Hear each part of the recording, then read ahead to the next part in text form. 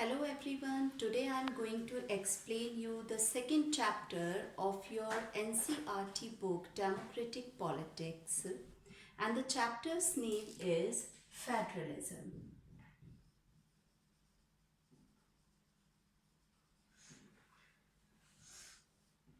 This chapter is basically divided into 5 main headings. First is, what is federalism?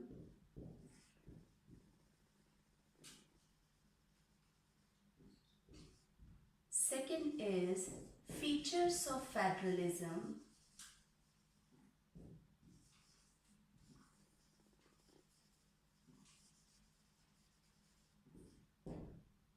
Third is what makes India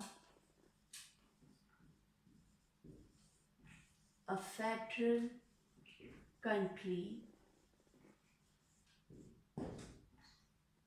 Fourth, how is federalism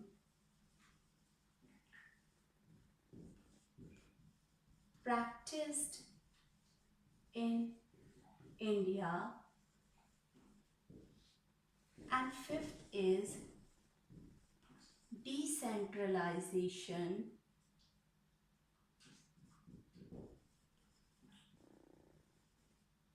in India. In this part, I will explain you what is federalism and the features of federalism. First of all, I would like to tell you what we are going to read in this chapter. This chapter is basically about federalism. In your previous chapter, you have learnt the various forms of power sharing. The various forms of power sharing are: power is shared among different levels of government, power is shared among different organs of government, power is shared among different social groups, power is shared in the way political parties, pressure groups and movement influence those in power. So in this chapter, we are going to read about how power is shared among different levels of government, that is basically referred to as federalism. So what is the meaning of federalism? Federalism is actually the system of government in which power is divided between the central authority and its various constituent units of the country. After then, we move to the starting of the chapter. The chapter starts with the contrast of Belgium and Sri Lanka. As we have seen in the previous chapter, that how Belgium resolved its conflict. What we have seen there? We have seen that before 1993 in Belgium, most of the powers were confined with the central government, but after 1993 they started giving some powers to the regional government also. So in this way they shared their powers and the conflicts removed from that country. But in Sri Lanka adopted the majoritarianism measures. That means all the powers are there with the central government. So after 1993, Belgian government convert unitary to a federal government, but Sri Lanka adopted the unitary government. So with the definition of it, we can explain that federalism is the system of government in which power is divided between the central authority. Central authority here means as far as concerned to our country is the central government, and constituent units means the state government.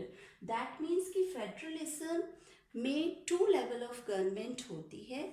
One level of government which makes the laws for the national interest subjects, and the state level of government makes the law for the day-to-day administrating the states. Now, the difference between the federal system and the unitary system. Federal system adopted by, as we have seen in the previous chapter of this book, federal system is adopted by Belgium government there, and the unitary system is adopted by the Sri Lankan government. So now we differentiate between the unitary system and federal system. In unitary system, either there is one level of government or subunits are subordinate to the central government. Two or more level of government is there.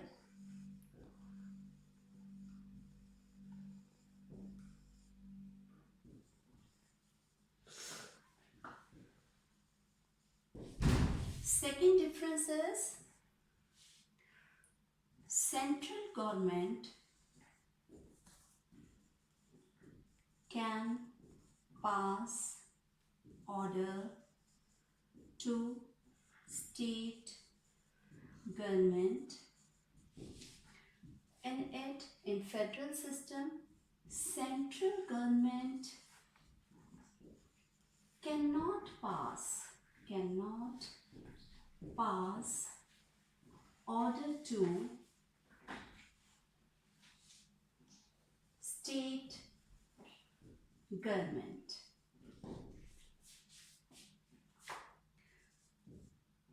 State government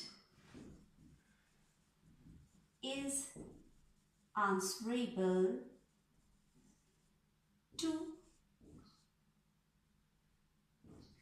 central government, but in federal system, state government is not answerable to central government. For example,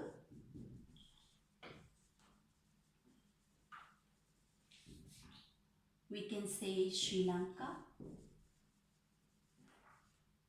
and here,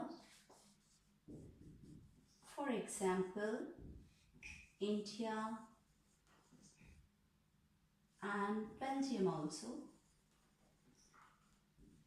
So this is the difference between the unitary system of government and federal system of government. Now we move to the second topic of this chapter, and that is features of federalism. So now we move to the features of federalism. First feature is two or more level of government is there. As we have seen in the definition of federalism also, that how power is shared between the central authority and with its various constituent units. That means at least two or more level of government is there in a federal system of government. Second, each level of government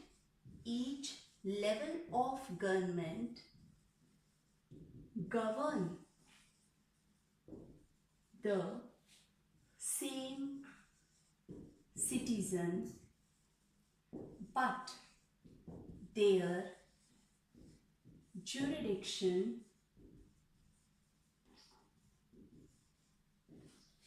is different. So what is the meaning of this sentence?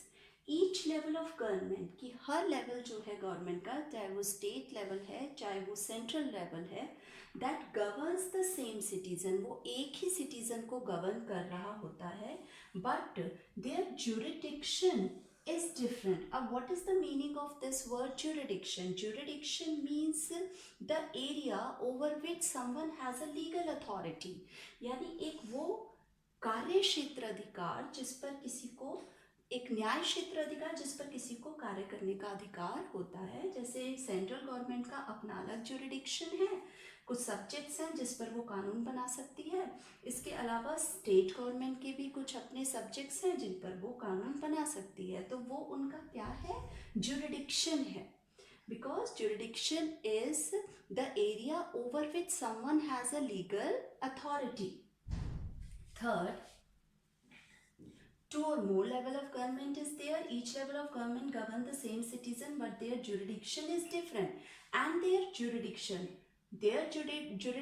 means central government's jurisdiction or state government jurisdiction is written in the constitution of country. So the jurisdiction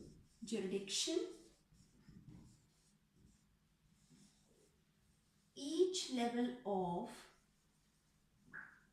government is written in constitution. So this is the reason why no conflict arise in our country, because everything is written in the constitution. Every level of government work is written in the constitution. After then, fourth one. So first feature, you come to know that two or more level of government must be there. Each level of government govern the same citizen, but their jurisdiction is different. Jurisdiction of each level of government is written in the constitution. Court has the power. Court has the power to interpret the constitution and powers of levels of government. Now everything is written in the constitution, but still court has the power to interpret the constitution, because constitution had made many years before and so many changes had been done so far. So now if court thinks that some laws can be changed in constitution, so court has the power to interpret it, and also the powers of different levels of government according to the situation.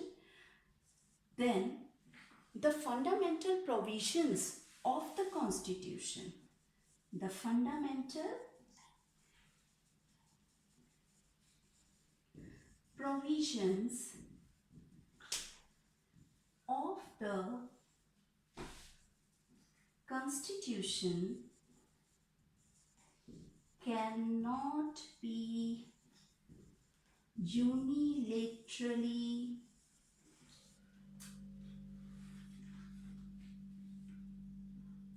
The fundamental provisions of the Constitution cannot be unilaterally changed by one level of government. It requires the consent of half of the states of country. After then, sixth feature is the sources of revenue of each level of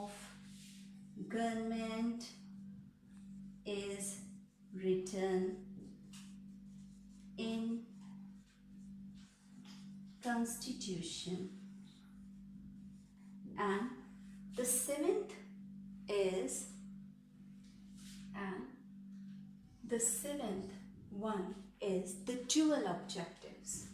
The dual objectives of federalism is to promote unity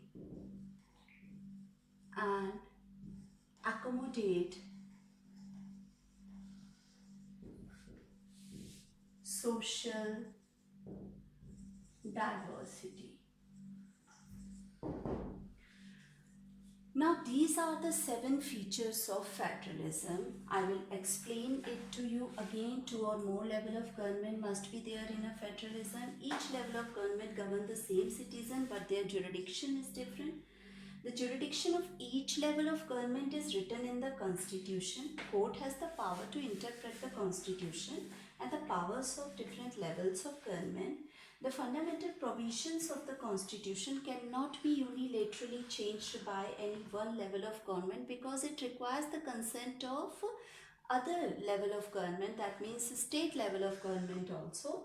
Sources of revenue of each level of government is also written in the constitution to promote its financial autonomy. उसकी जो स्वायत्तता है, आर्थिक स्वायत्ता है, उसको promote करने के लिए सोर्सेज जो हैं रेवेन्यू कलेक्शन के, वो भी हमारे कॉन्स्टिट्यूशन में लिखे हुए हैं कि किन पर्टिकुलर टैक्सेस को सेंट्रल गवर्नमेंट ले सकती है और किन पर्टिकुलर टैक्सेस को स्टेट गवर्नमेंट ले सकती है.